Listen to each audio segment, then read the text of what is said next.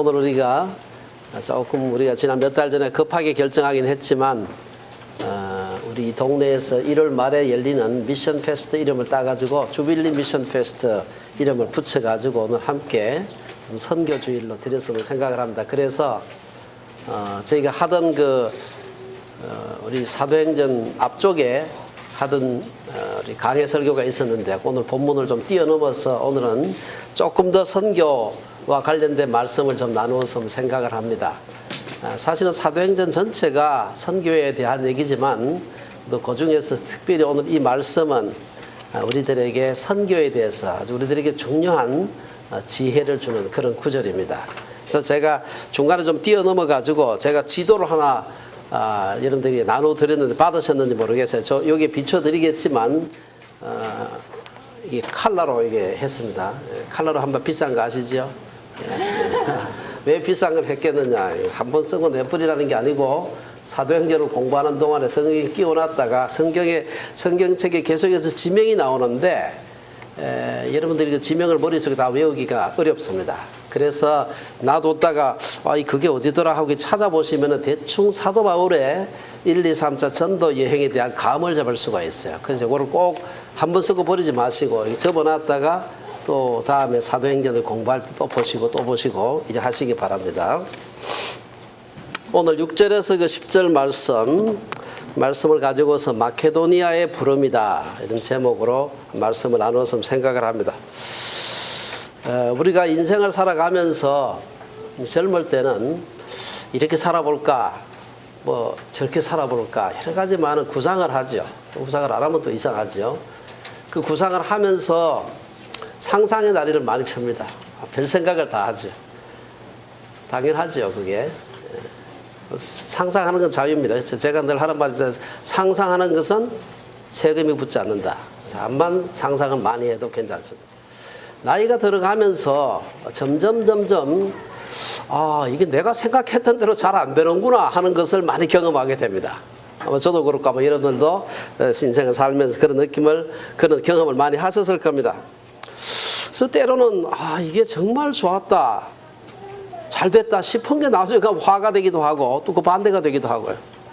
생각보다 또 우리 마음대로 잘 안 되고 이래서 나이가 들어가면서 큰 자신의 인생에 대한 그림은 그리지만 아주 구체적인 디테일한 거는 그건 어떻게 될지 모르니까 그냥 안 하는 겁니다. 크게 대충 이렇게 살아야 되지 하는 생각은 하지만 구체적인 것은 생각하기가 어렵다는 겁니다. 사실 오늘 사도 바울의 그 2차 전도 여행 얘기인데요. 이 말씀을 보면서 사도 바울이 영안이 밝은 사도 바울이 생각보다 자기 마음대로 안 되는 얘기를 하고 있는 겁니다. 그래서 이게 사도 바울도 그렇다면 하물며 우리야 더 안 그렇겠나 하는 생각을 해보면서 오늘 이 말씀 통해서 우리 함께 좀 은혜를 받았으면 좋겠습니다. 오늘 이 말씀을 이해하기 위해서는 먼저 바울의 그 2차 전도 여행의 얘기인데 그 바로 직전에 나오는 1차 전도 여행에 대한 얘기를 조금 끝부분을 좀 하는 것이 오늘 본문을 이해하는데 도움이 됩니다. 사도 바울이 대충 언제쯤 회심을 했을까 정확한 연대는 잘 모르지만 대개 한 AD 한 33년 정도 안 됐겠나 이렇게 보고 있어요. 대략. 그러고 난 뒤에 왔다 갔다 아라비아 사막도 갔다가 다시 안디옥으로 돌아왔다 예루살렘 갔다 왔다 갔다 하고 또 아라비아 사막에 가서 상당히 오랫동안 있게 됩니다. 여러 해 동안 있게 되고 해서 한 14년 정도 세월이 지나가는데 그 기록이 별로 성경은 자세히 남아있질 않습니다. 그러고는 이제 사도 바울의 1, 2, 3차 전도 여행을 시작하면서 사도행전 기록을 통해서 사도 바울이 이제 등장하는 거죠. 그래서 오늘 보게 되면은 1차 전도 여행이 대체로 아마 AD 한 40년대 후반이 아니었겠나 그렇게 생각을 합니다. 33년에 회심을 하고 한 10몇 년 지난 뒤에 아마 40년대 후반에 가서 사도 바울이 그 예루살렘에서 안디옥으로 가서 안디옥에서 파송을 받아서 선교를 떠나지 않았겠나 이렇게 보는데요. 여러분들이 오늘 지도를 보게 되면은 앞쪽에 한번 비춰주시기 바랍니다. 여러분 이거 똑같은 건데요. 이게 보면은 제가 사실 몇 개 집어넣긴 합니다만은 거의 어디 있는 겁니다. 저기 보면은 안디옥이라고 보입니까? 여기 보면은 안디옥이 있죠.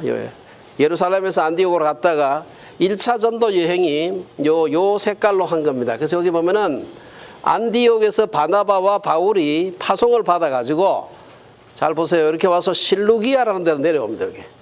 그 다음에 배를 타고 구브로 섬으로 오늘 같으면 사이프러스 혹은 키프로스 섬으로 가게 돼요. 여기 이제 제일 큰 도시가 살람인데 여기가 바나바와 마태의 이 고향 동네입니다.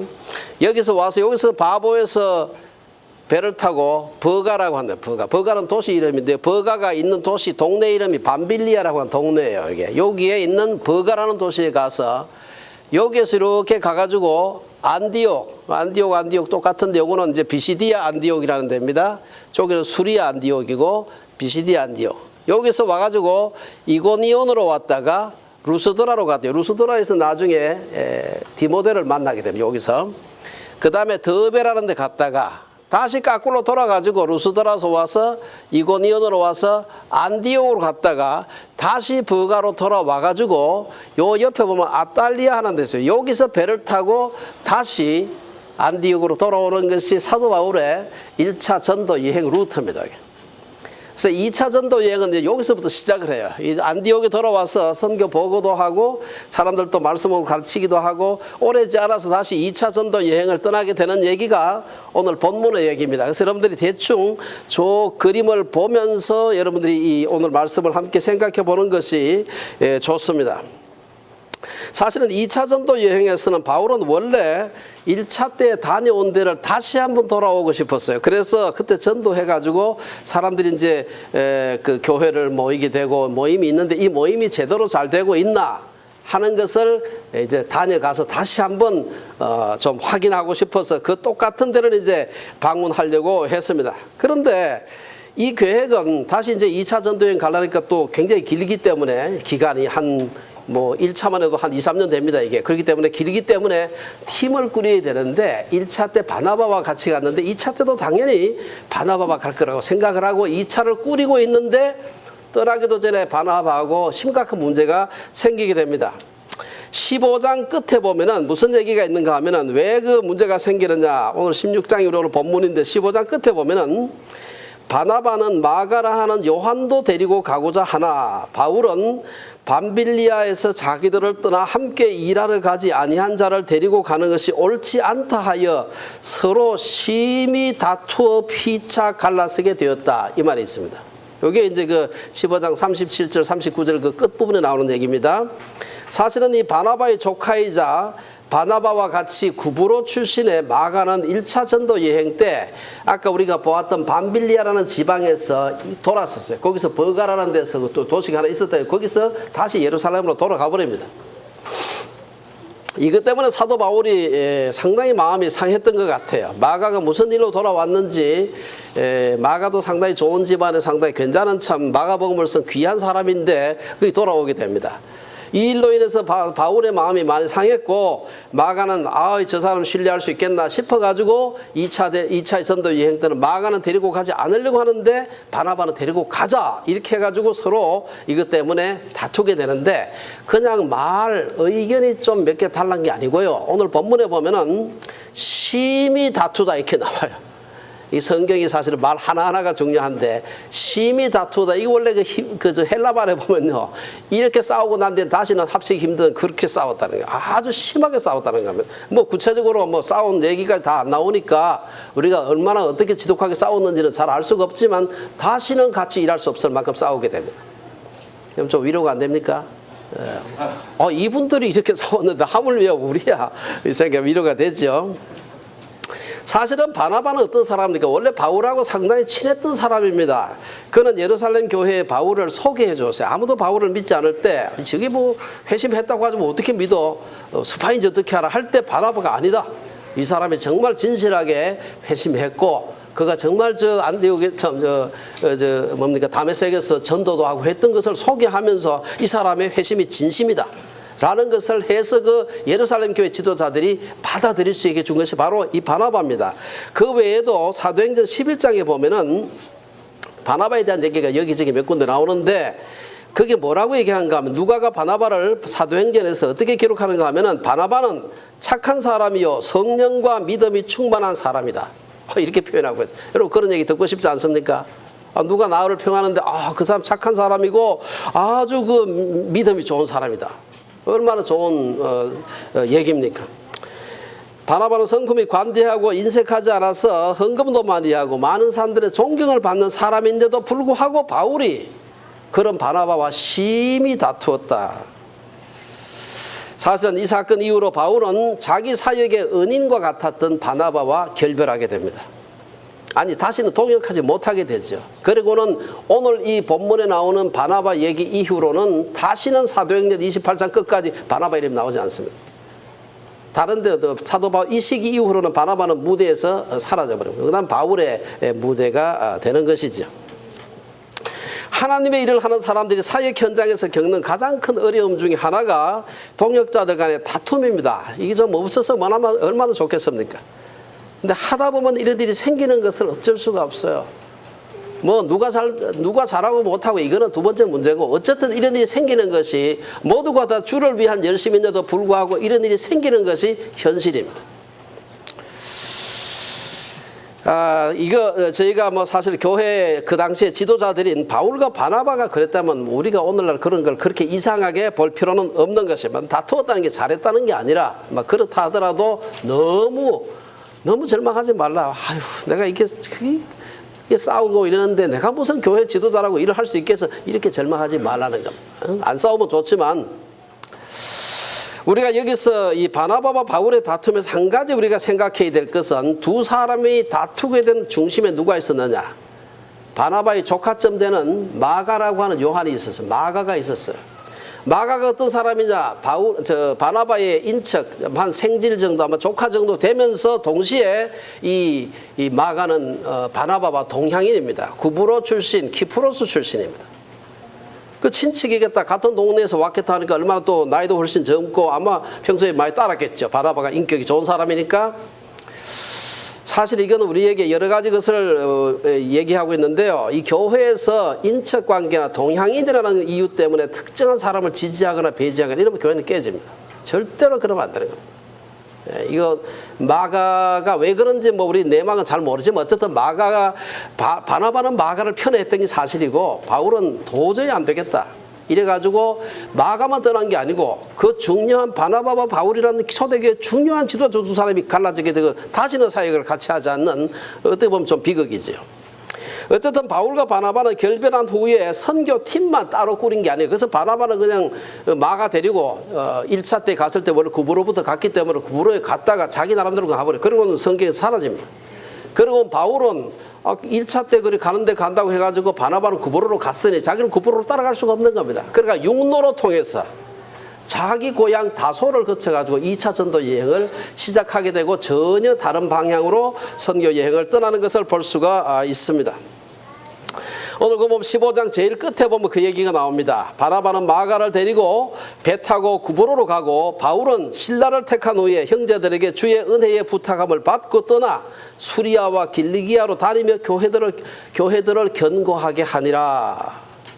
바나바와의 다툼으로 인해서 바나바는 마가를 데리고 자기 고향 구브로로 갔고, 바울은 실라를 데리고 이 자기 고향 다소는 그 위쪽에 있었습니다. 그 내륙에 다소를 거쳐서 부르기아와 갈라디아 땅으로 갔다. 오늘 본문은 여기서부터 이제 오늘 본문 16장 6절에서 10절까지 얘기가 시작되는 것입니다. 우리가 신약 성경에서 등장하는 많은 인물들 중에서 뭐 훌륭한 인물들이 많죠. 그 중에서 하나님과 가장 가깝게 동행하면서 복음을 많이 전했던 분을 든다면 말할 필요도 없이 사도 바울입니다. 바울의 그의 회심 과정도 놀랍지만, 사실은 그가 소아시아 전도 여행을 다니면서 1, 2, 3차 다니면서 그를 통해서 일어난 복음의 그 확장의 역사, 그와 더불어 일어난 수많은 신유의 기적들, 이거는 여러분 이거 무협소설 잘 읽으시나 모르겠어요. 저는 어릴 때 무협소설 굉장히 좋아했습니다. 무협소설에 나오는 말도 안 되는 그런 막 있죠, 작품 같은 이런 거. 이거 이상입니다. 어마어마하게 참 엄청난 일들이 일어났는데 우리가 그거 다 살펴볼 수는 없지만, 사도행전 19장에 보면은 사도 바울이 3차 전도 여행 때 에베소에 가서 일어난 일이 있어요. 많이 있지만 그 중에 이 19장 12절에 보면은 이런 말이 있어요. 심지어 사람들이 바울의 몸에서 손수건이나 앞치마를 가져다가 병든 사람에게 얹으면 그 병이 떠나고 악기도 나가더라. 뭐 그 외에도 많지만 이가 대표적으로 바울을 통해서 얼마나 강력한 신유의 역사가 일어났는지를 보여주는 대표적인 말씀이라고 볼 수가 있습니다. 그는 늘 성령과 동행했고 하나님의 마음을 누구보다 잘 알았고 예수님의 지상명령을 가장 탁월하게 감당했던 사람입니다. 그런데 오늘 본문 16장 6절 7절에 보면 굉장히 이해하기 어려운 얘기가 나오는데요. 뭐라고 얘기합니까? 16장 6절 7절에 보면 성령이 아시아에서 말씀을 전하지 못하게 하시거늘 그들이 부르기아와 갈라디아 땅으로 다녀가 무시아 앞에 이르러 비두니아로 가고자 애쓰되 예수의 영이 허락하지 아니하는지라. 여러분, 바울과 그 일행이 제2차 전도 여행을 시작했는데 아시아에서 복음 전하는 걸 막았다. 한번 지도 다시 한번 보겠습니다. 여기 보면은 아시아 같으면 우리 요새 아시아가 아닙니다. 여기서 이게 지금 오늘날의 터키 지방인데 터키 지방의 대충 이 지역을 아시아라 그래요. 여기 아시아 자가 조금 위에 있는데 약간 밑에 이 지역이 대충 아시아입니다. 이게. 그래서 안디옥까지는 왔어요. 비시디아 안디옥까지는 그냥 왔는데 여기서 이렇게 육로를 따라서 고향 다소 지나가지고 이렇게 왔는데 2차 전도 여행 때는 이제 이 배를 안 타고 요수는 그냥 육로로 해서 자기 고향 길리기아 다소를 지나가지고 빨간색입니다. 이렇게 와서 더베를 지나서 루소드라를 지나가지고 이고니오를 지나서 안디옥까지 와가지고 여기에서 복음을 전하려고 아시아 지방에 복음을 전하려고 하니까 성령께서 막았다. 어떻게 막았는지 잘 모르겠어요. 아마 사람들이 뭐 설교를 못하게 하거나 뭐 방해를 하거나 도저히 복음을 전할 수가 없었습니다. 그래서 여기서 보면 도저히 안 되니까 돌아가가지고 저쪽에 갈라디아 지방 이쪽으로 가가지고 복음을 전하는데 전하다가 무시아 지방이 여기 있는 무시아 동네 도시 이름이 아니고 이 지방 이름입니다. 무시아 지방으로 와서 복음을 전하다가 이렇게 갈라디아로 해가지고 저 뒤에 비두니아라고 하는 데가 있어요. 저것도 지방 이름입니다. 저기 가서 복음을 전하려고 하는데 그것도 막아. 그러니까 아시아로 가는 것도 막고 저리 가서 안으로 들어가서 전하는 것도 막고 하니까 어디로 가라는 얘기입니까? 그 중간에 있는 무시아를 지나서 이렇게 가라 이 말이에요. 여기 드로아라는 데가 여기 있는데 드로아라로 가라고 하는 그 말입니다. 근데 그것을 이 영안이 밝았던 사도 바울이 깨닫지 못하고 지금 헛발질을 지금 하고 있는 거예요. 첫 번째는 아시아에 와서 뭐 여기 하나님께서 복음을 전하는 게 하는 뜻이 아닌가 싶어가지고 막 전하다 보니까 전할 수가 없어요. 방해가 있고 도저히 전할 수가 없었고 다시 저리에서 비두니아로 와서 복음을 전하려고 하니까 또 막아. 그래가지고 도저히 안 되겠다 싶어가지고 밀려가지고 가다 보니까 무시아를 지나가지고 여기 이 트로이라는 드로아라는 도시로 해안 도시, 항구 도시로 밀려가게 됩니다. 그리고 오늘 얘기가 바로 저 드로아라는 데서 꿈을 꿨던 환상을 보았던 그 사건이 오늘 본문에 기록되어 있습니다. 그래서 우리가 요걸 기억을 하고 오늘 본문을 이해하는 것이 좋습니다. 하나님께서 이 성령의 사람, 기도의 사람 바울이 영적으로 그렇게 예민했던 그분이 어떻게 해서 하나님의 뜻을 몰라가지고 이렇게 헛발질을 자꾸 했을까? 이게 가깝지가 않습니다. 그 당시에 걸어 다녀야 되는데 굉장히 많은 시간을 해가지고 한참 동안 가야 되고 또다시 저쪽으로 한참 동안 가야 되고 요즘처럼 뭐 2시간, 3시간 만에 가는 거리가 절대로 아닙니다. 이게. 여기서 우리가 하나님의 뜻이 확실하지 않을 때 바울은 기도만 하고 있었던 것이 아니라 이게 하나님의 뜻이 아닐까 싶어가지고 이리 가보기도 하고 이게 아닐까 저리 보내는 게 아닐까 싶어 가보기도 하고 했다는 것입니다. 그는 기도를 하면서 계속해서 부지런히 움직였습니다. 어떤 일을 두고서 하나님 뜻을 구할 때 우리가 기도로 구하기만 하지 말고 찾아야 됩니다. 예수님의 산상수훈에서 구하라 그리하면 너희에게 주실 것이요 찾아라 그리하면 찾아낼 것이요 문을 두드리라 그리하면 너희에게 열릴 것이니 이게 뭐 선교에만 적용되는 것이 아니라 우리가 직장을 구할 때나 뭐 배우자를 구할 때나 뭐 사위 며느리 구할 때 그냥 앉아서 그냥 이렇게 있지 말고 구하라. 찜질방에 가서 앉아있는데 갑자기 환상이 나타나는 게 아니고요. 구하라. 하나님 뜻이 무엇인지 아는 것도 중요하고 또 하나님 뜻이 아닌 것이 무엇인지 아는 것도 굉장히 중요한 겁니다. 우리 주빌리 체프를 시작할 때도 마찬가지였습니다. 주빌리 체프를 시작하는 것이 하나님 뜻일까를 두고서 오래전부터 저희가 기도했습니다. 2005년도에는 우리 몇몇 분들과 더불어서 매주 모여가지고 세계관적인 목회를 하는 교회를 한번 만들어보자. 어떤 교회가 되어야 될까 하고 우리 요즘 그 후원하고 있는 김태코 선교사님 그 이제 이름은 박영신이라고 중국서 선교사에서 이제 요새 쫓겨나가지고 뭐 실명 써도 됩니다.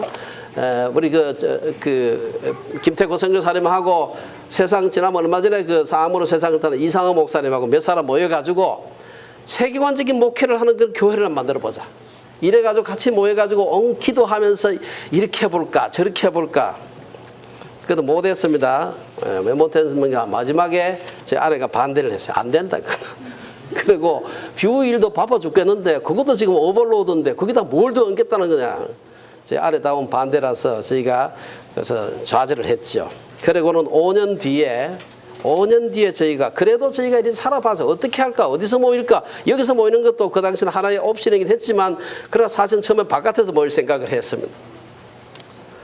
이런 노력을 하고 있는 중에서 주빌리 채플이라는 이름도 만들고 학교 공간도 원래 트리니티는 학교 공간 안 빌려줍니다. 지역 교회를 위해서는. 그게 아주 학교 방침이에요. 그 학교다 얘기해봐야 소용이 없어. 학교 빌려주시면 안 된다. 우리 방침이다.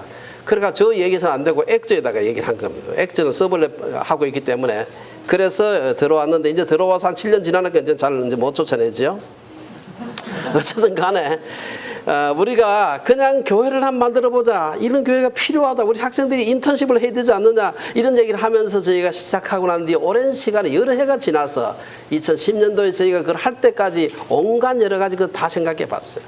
하나님께서 이 길을 여시더라고요. 이래 해보고 저래 해보고 이 길을 여시더라고요. 예. 그래서 이리 온 겁니다. 바울이 비두니아로 가고자 할 때 그냥 가리고 시도만 한 것이 아닙니다. 오늘 본문을 보면 바울은 비두니아로 가기 위해 애를 썼다. 이 애를 얼마나 썼는지 잘 모르겠지만 어쨌든 노력을 무지하게 했다 이 말 아니겠어. 애를 썼다. 그런데 예수의 영이 허락하지 않았다. 그게 또 무슨 얘기인지 성경은 자세히 기록을 하고 있지 않습니다만은 도저히 하나님께서 이리 가는 것은 하나님 뜻이 아니라는 것이 분명해질 만큼 애써서 찾았지만 길을 잃지 않고 하나님께서 막으셨어요. 계속해서 성령의 인도에 밝은 바울이 하나님 뜻에 대한 헛다리를 짚고 있는 것이죠. 굉장히 이해하기가 어려운 겁니다. 그래서 아까 말씀드린 대로 6절에서 8절 말씀처럼 갈 데가 없어서 거기만 갈 수 없어요. 안 그러면 돌아가야 되는데 이리 가도 못 가게 하고 이리 가도 못 가게 하니까 가운데로 갈 수밖에 없는 겁니다. 그래서 간 것이 드로아로 가게 됩니다.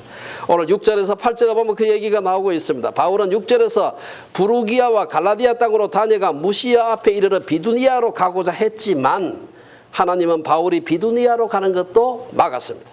이제 남은 곳은 무시아를 지나 드로아 방향으로 가는 수밖에 없었습니다. 왜 바울은 아시아에서 복음을 전하려고 했고 왜 무시아를 지나 드로아로 가기보다도 비두니아로 가고자 했을까? 알아서 처음부터 그냥 이 분배를 딱 해가지고 드로아로 쫓아갔으면 되는데 굉장히 횡설수설하고 여기저기 왔다 갔다가 시간을 많이 낭비했죠. 저는 이 말씀을 묵상하면서 사람이 자기의 그 패러다임을 부수고 넘어서는 것이 얼마나 힘든가 하는 생각을 해봤습니다. 베드로가 얼마 전에 우리가 공부했잖아요. 베드로가 고넬료의 집에 가기까지 그가 얼마나 많은 여러 가지 그 고민을 많이 했겠습니까? 이방인의 집에 가서 복음을 전하는 것은 베드로의 그때까지의 그 유대교의 그 패러다임을 확 부수지 않으면 못 가는 거예요. 빌립이 사마리아에 가서 복음을 전할 때 사마리아에 대한 그 편견이 있잖아요. 사마리아 사람들한테 무슨 성령이 내리고 뭐 그들이 어떻게 예수 믿겠어 했지만 하나님께서 그걸 부수고 사마리아에 가서 복음을 전하게 하고 그게 성령께서 임하도록 그렇게 역사한 걸 볼 수 마찬가지로 사도 바울의 머릿속에 그 패러다임 속에는 유럽은 없었습니다. 아시아밖에 없었어요. 내가 여기서 다니면서 복음을 전해야지 하니까 아시아도 가봤다가 저 뒤에 비두니아로 가봤다가 거기서 돌 생각만 했지 감히 그 요즘 만든 그 보스포러스 해협이죠. 그걸 넘어가 유럽을 갈 생각은 전혀 못하고 있었던 것입니다. 8절에서 보면 바울은 원치 않았지만 결국 무시아를 지나 터키의 변방인 드로아로 가게 됩니다. 드로아는 변방이지만 아시아에서 유럽으로 건너가는 사람들이 이곳에서 배를 탔고 무역하던 사람들이 와서 무역을 하던 무역 중심지였습니다. 지금 우리가 우리 지도 다시 한번 보겠습니다. 여기 보면은 여기 이제 그 드로아가 여기 있는데 이 드로아가 지금은 제가 지난번에 한번 터키를 한 10여 년에 가보니 이게 별로 큰 도시가 아니에요. 근데 옛날에 굉장히 중요한 해상 무역 중심지요. 지금은 이제 나중에 그 콘스탄틴 대제가 한 4세기에 이 위에 요 비잔티움이라 쓴 데 있죠. 저기다가 요즘은 이스탄불, 그 당시에는 콘스탄티노플이라고 하는 도시를 만들어서 지금은 이제 그게 중심이 돼 있지만 과거에는 초대 교회 때는 콘스탄틴 대제보다도 한 300년 전에는 여기가 중심이었습니다. 유럽으로 가려면 여기서 배를 타야 돼요. 그래서 이리 하나님께서 사도 바울과 그 일행을 몰고 가신 것을 볼 수가 있습니다. 사실은 그 사도 바울이 어디로 가야 할지 몰라서 여기저기 헤매고 있었던 것은 우리 모든 사람들이 인생을 사는 것하고도 좀 비슷합니다. 저희는 뷰를 시작할 때도 비슷한 상황을 경험했습니다. 저는 미국에서 공부를 했기 때문에 당연히 뷰를 미국에서 시작하는 걸 생각했어요. 그래서 미국을 2바퀴를 돌았습니다. 저희가 공부하던 시카고, 메디슨 포함해서 저쪽에서 필라델피아, DC, 뉴욕, LA 막 쫓아다녔어요. 혹시 하는 어디서 하는 것이 가장 좋을까? 10개 정도 기도 제목을 두고 이 조건에 맞는 도시를 만나게 해달라고 많이 기도했습니다. 캐나다는 전혀 저희 머릿속에 없었습니다. 캐나다는 그 나야가라 폭포 갔다가 폭포 한번 건너서 캐나다 온 거 외에는 가본 적이 없는 그런 나라였어요. 근데 저희가 사실은 여러 돌아다니면서 많은 도시를 이래저래 설치를 해보고 난 뒤에 한국에 가서 우리 실행위원회를 하는데 실행위원 중에 이윤식 목사라고 저희 친구가 있었어요. 지금 아바샬롬 공동체를 하고 있는데 그 양반이 마침 그 당시에 메노라이 브레드를 하고 매니토바에 있는 그 본부가 있잖아요. 거기 있는 그 청소년 교류 프로그램 때문에 캐나다를 왔다 갔다 하면서 밴쿠버 들러서 가야 되잖아요. 그 양반이 그 당시에 실행위원이었어요. 그래서 아이고 우리 밴쿠버를 한번 생각해 보시라고. 그 지금 기도한 제목들 조건 쭉 보니까 그 밴쿠버가 제일 가까운 것 같다. 이래가지고 그 얘기를 해서 그때부터 밴쿠버를 설치하기 시작을 했고 해보니까 가장 적합하다. 라는 생각을 하게 되고 여기에 저희가 모든 그 쏟아부으면서 조사를 했고 하나님이 이곳으로 인도하시는구나 하는 것을 확신을 갖게 된 것입니다. 오늘 본문을 가만히 읽어보게 되면 성경의 행간에서 우리는 하나님께서 바울로 하여금 너가 지금 가지고 있는 선교지에 대한 터키, 아시아, 소아시아 지방에 머물러 있던 너의 그 패러다임을 확 바꾸어라. 깨부셔라 하는 이러한 그 하나님의 강한 메시지가 들어있는 것을 볼 수가 있습니다. 그래서 그들이 이제 드로아로 내려가게 되니까 거기서 이제 이게 하나님 뜻이 맞았구나 하는 것을 알게 되는데 그게 바로 소위 마케도니아, 메시도니안 콜입니다. 마케도니아의 부름을 거기서 경험하게 됩니다. 바울은 아시아에서 복음을 전하고자 했지만 길이 막혔고 비두니아로 가기 위해 애를 썼지만 예수의 영이 허락하지 않아서 결국은 드로아로 밀려가게 됩니다. 그리고 드로아에서 바울은 그 유명한 마케도니아 환상을 보게 됩니다. 흥미로운 것은 드로아에서 환상을 보기까지 영안이 그렇게 밝은 바울조차도 어디로 가는지를 알 수가 없을 만큼 헷갈렸다는 사실입니다. 자신의 패러다임을 바꾸는 것이 얼마나 어려운가를 보여주는 것입니다. 이건 바울만의 문제가 아닙니다. 앞에서 얘기했던 베드로라든지 빌립이라든지 그렇다 오늘 우리들이 경험하고 있는 그러한 것입니다. 바울이 하나님의 뜻을 알기 위해서 애를 썼다는 거, 애 안 써도 이런 분은 알아서 눈만 감으면 보여야 될 거 아니겠어요. 근데 애를 썼는데도 몰랐어요. 얼마나 위로가 되는지 모릅니다. 10절 하반절에 보면 바울과 그 일행은 곧 마게도니아를 떠나기를 힘쓰면서 그 환상을 보자마자 이제 수수께끼가 풀린 거야. 왜 그랬는지 몰랐는지 그것이 하나님 뜻이라는 것이 확실해지자 곧바로 오늘 보면 이 곧은 아주 그냥 지체할 것 없이 이게 맞구나. 이제 그 전까지 아시아에서 막으시고 그 위로 모두 비두니아로 못 가게 했던 뜻이 무엇인지 알게 되니까 그냥 바로 준비해서 드로아에서 배를 타고 마케도니아로 떠나는 것을 볼 수가 있습니다. 거기 보면 10절 하반절에 보면은 하나님이 저 사람들에게 복음을 전하라고 우리를 부르신 줄로 인정했다. 요것도 또 우리에게 좀 위로가 되는 말씀인데 여기서 인정하다는 말은요. 이게 우리가 흔히 말로 확신이 아니에요. 저거구나 라고 생각은 했지만 이 원래 인정하다는 헬라말 자체가 가는 의미가 곰곰이 생각하고 비교해보고 추론해보고 이걸 얘기하는 겁니다. 이게 내가 혹시나 헷갈리게 잘못 보지 않았을까? 바울 일행이 마케도니아 사람들에게 건너가서 복음을 전하는 것이 하나님의 부름이라는 것을 인정했다. 그게 분명한 것 같다. 분명한 것 같답니다. 분명하다가 분명한 것 같다. 그래가지고 곧바로 짐을 싸들고 드로아 항구로 나가는 걸 볼 수가 있습니다. 성령께서 바울이 아시아 전도를 막으시고 비두니아로 가던 길을 막으셨는데 서쪽으로 와서 무시아를 지나 드로아에 왔을 때 하나님 뜻이 분명하게 나타났습니다. 그리고 8절에서 말씀처럼 바울은 성령의 인도하심을 따라 드로아에서 그 유명한 마케도니아 환상을 보게 됩니다. 밤에 환상이 바울에게 보이니 마게도니아 사람 하나가 서서 그에게 청하여 이르되 마게도니아로 와서 건너와서 우리를 도우라. 건너와서 우리를 도우라. 큰 선교 집회 할 때마다 이게 모토입니다. 이게 원체 중요한 말씀이기 때문에 10절 상반절을 보게 되면은 바울이 그 환상을 보았을 때 우리가 곧 마게도니아로 떠나기를 힘썼다. 예, 곧 했다.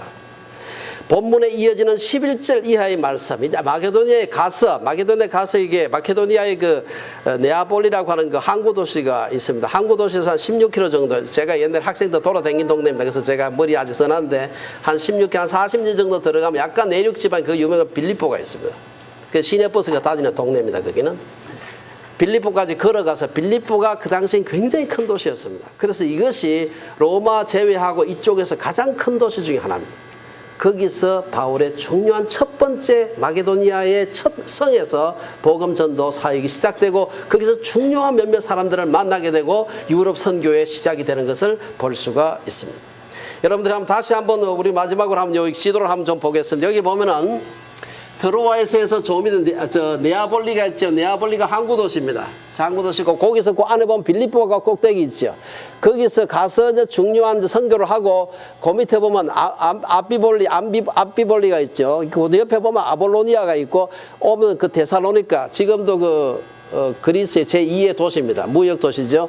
데살로니카가 있고 베레아가 있고 베레아에서 배를 타고 아테네로 오게 되고 아테네에서 고린도 갱그레아 와서 여기서 배를 타고 다시 돌아오는 것이 에베소에 왔다가 에베소에서 다시 배를 타고 예루살렘으로 해서 돌아가고 다시 마지막에 안디옥으로 돌아가는 저게 굉장히 긴 여정인데 이것이 사도 바울의 2차 전도 여행입니다. 나머지 이제 오늘 우리 본문은 아닙니다만은 긴 여정의 첫 부분 2차 전도 여행의 첫 부분 안디옥에서 드로아에서 빌립보까지 가는 그 얘기만 오늘 말씀을 했습니다만은 오늘 이 말씀을 우리가 생각하면서 결론적으로 몇 가지 좀 생각할 필요가 있습니다. 우리가 인생을 살아가면서 하나님의 길을 막으시는 것을 경험할 때가 있습니다. 틀림없이 하나님 뜻이라고 생각하고 전력 질주를 했는데 아닌가 배 하고 끝에 가서 확 막힐 때가 있어요. 너무 실망스럽죠. 이건 줄 알고 땅 팔고 집 팔고 다 해서 아프리카 왔는데 아닌가 배 하고 돌아가라 할 때가 있어요. 예. 바울은 데살로니가 성도들에게 흥미로운 얘기를 해요. 그러면 우리 가는 길을 막는 것을 하나님만 막으실까? 그게 가끔 사탄도 막을 때가 있습니다. 데살로니가 전서에 보면은 데살로니가 전서 2장 18절에 보면은 그러므로 나 바울은 한 번, 두 번 너희에게 가고자 하였으나 누가 우리를? 사탄이 우리를 막았도다. 사탄이 막는 막음도 있고 성령께서 막는 막음도 있다. 오늘 본문을 보면은 성령께서 혹은 예수의 영이 바울 일행의 길을 막았다 이렇게 되어 있습니다. 그럼 하나님이 막으시는 것과 사탄이 막는 건 뭐가 다를까? 하나님께서 막으실 때는 가시는 길을 하나님께서 가는 길을 막고 난 뒤에 반드시 옆에 다른 길을 이게 둘러보면은 저리 가라고 한 걸 내가 헷갈렸구나. 이 반드시 다른 길을 내신다는 것입니다. 그러므로 하나님이 막으신다고 생각하면 낭망하지 말고 다른 길을 찾아보아야 합니다. 우리 주빌리 채플이 수년 전에 그 원주민 지도자 중에 한 분인 로버트 맥클레인이라는 분을 모셨어요. 왜 모셨느냐 하면 그분 통해서 원주민들 좀 도와줄 수 없을까? 특별히 원주민들 신학훈련하는 거 좀 도와줄 수 없을까 해서 그분을 초청했어요. 우리가 모셔가지고 그분 말씀도 잘 듣고 하자고 여러 가지 많은 얘기를 했는데 그 뒤로 막았어요. 암만 해도 그분하고 커뮤니케이션이 안 돼요.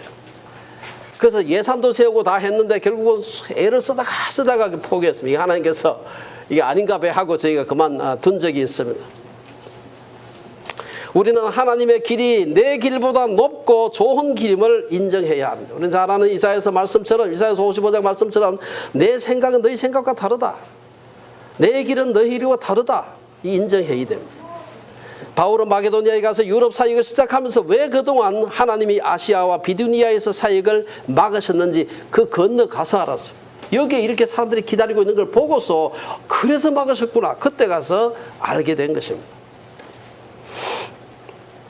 소아시아에 갇혀있던 바울이 하나님의 막으심을 순종하여 드로아로 나아가서 마게도니아로 갔던 것처럼 우리도 언제라도 하나님의 뜻이 아님이 확실하다면 내 생각, 내 선입견을 기꺼이 내려놓을 준비를 해야 됩니다. 내 생각은 도무지 잘못될 수가 없다. 이래 되면 이제 이단이 되거나 아주 골치 아픈 문제가 생기게 됩니다. 우리 EFCC 모토에서 볼 수 있는 것처럼 본질적인 것에서는 틀릴 수가 없어야 돼. 그러나 그렇지 않은 여러 가지 비본질적인 것들은 여러 옵션이 있다는 사실을 기억해야 됩니다. 선교의 예를 생각해 봅시다. 모든 그리스도인들이나 교회는 선교해야 한다. 이견이 있을 수가 없습니다. 이거는 노할 수가 없는 거예요. 그러나 선교를 한다면 어떻게 하고 누구하고 해야 되고 어디로 가서 해야 되고 무슨 방법으로 이거는 의논이 필요해요. 하나님께서 그때그때마다 사람들을 통해서 우리에게 보여주시고 환경을 통해서 조건을 통해서 우리에게 보여주시는 것입니다. 어떤 사람은 앉아가지고 인터넷 선교를 하는 분이 있는가 하면은 교육 선교나 의료 선교를 하는 분이 있고요. 전방 개척 선교를 하는 분이 있는가 하면은 저 같은 사람은 선교를 어떻게 할까 생각하다가 제가 그동안 살아온 게 가만 생각해 보니까 가서 교회 개척하고 뭐 교회 예배당 짓고 하는 건 저는 은사가 별로 없는 것 같아요. 생각해 보라 제가 도울 수 있는 걸 생각해 보니까 지금 선교제 기독교 대학들이 한국 선교사들이 가서 세운 기독교 대학들이 굉장히 많습니다.